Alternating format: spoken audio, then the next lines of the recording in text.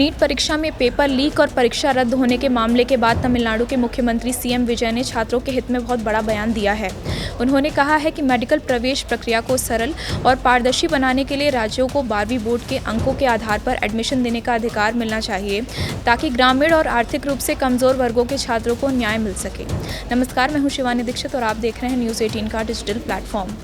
तमिलनाडु विधानसभा में विश्वास मत जीतने के कुछ ही घंटों बाद मुख्यमंत्री और टीवी के अध्यक्ष थलपति सी जोसेफ विजय ने बुधवार शाम केंद्र की भाजपा सरकार से नीट परीक्षा खत्म करने की अपील की है। पेपर लीक के आरोपों के बाद परीक्षा रद्द होने को लेकर चल रहे विवाद के बीच भड़के विजय ने मांग की कि राज्यों को 12वीं बोर्ड के अंकों के आधार पर मेडिकल सीटें भरने की अनुमति दी जाए। उन्होंने कहा कि पेपर लीक और परीक्षा रद्द होने की वजह से लाखों उम्मीदवारों की उम्मीदें टूट गई हैं। उन्होंने इस बात पर जोर दिया कि नीट लागू होने से ग्रामीण क्षेत्रों, सरकारी स्कूलों, तमिल माध्यम और सामाजिक आर्थिक रूप से पिछड़े परिवारों के छात्रों को भारी नुकसान हुआ है। इसी का हवाला देते हुए उन्होंने नीट को खत्म करने की राज्य की पुरानी मांग को फिर से दोहराया। उन्होंने मांग की कि राज्यों को एमबीबीएस, बीडीएस और आयुष पाठ्यक्रमों की सभी राज्य कोटा सीटें कक्षा 12वीं के अंकों के आधार पर भरने की अनुमति दी जाए। विजय ने बताया कि राष्ट्रीय परीक्षा एजेंसी एनटीए ने इस साल 3 मई को लगभग 6000 केंद्रों पर नीट यूजी परीक्षा आयोजित की थी।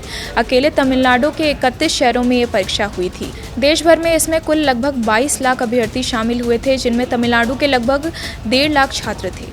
जांच एजेंसियों के पेपर लीक के आरोपों की जांच के बाद एनटीए ने केंद्र सरकार की मंजूरी से इस परीक्षा को रद्द कर दिया है। अब इस पूरे मामले की जांच का जिम्मा सीबीआई को सौंप दिया गया है। मुख्यमंत्री ने इस बात पर जोर दिया कि परीक्षा रद्द होने से देश भर के लाखों मेडिकल उम्मीदवारों की उम्मीदें टूट गई हैं। उन्होंने कहा कि ये पहली बार नहीं है जब नीट की सुचिता ने समझौता किया है। वर्ष 2024 में भी पेपर लीक हुआ था और 6 राज्यों में प्राथमिकी दर्ज की गई थी, जिन्हें बाद में सीबीआई को सौंप दिया गया था। सुप्रीम कोर्ट के निर्देशों के बाद केंद्र सरकार ने इसरो के पूर्व अध्यक्ष डॉक्टर के राधाकृष्णन की अध्यक्षता में विशेषज्ञों की एक उच्च स्तरीय समिति बनाई थी, जिसमें सुधार के लिए लगभग 95 बिंदुओं वाला विस्तृत सिफारिशें सौंपी थीं। इन सब के बावजूद 2 साल के भीतर ही दोबारा पेपर लीक हो गया और परीक्षा रद्द करनी पड़ी। मुख्यमंत्री विजय ने कहा है कि ये राष्ट्रीय स्तर की परीक्षा में खामियों और ढांचागत कमियों का ठोस प्रमाण है।